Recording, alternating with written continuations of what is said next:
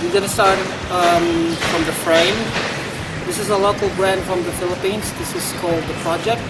It has a 21.5 duct tube and a 40.8 chainstay, perfect for streets. So after that one, I've got a scrap bikes forks, perfect for streets.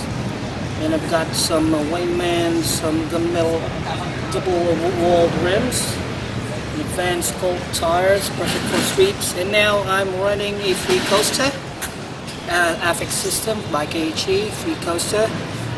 And after that one, what can I say?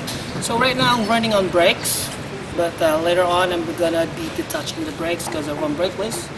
I've got a flat rear stem, 30mm short, perfect for streets, and a 3.5 rod handlebars, perfect for streets.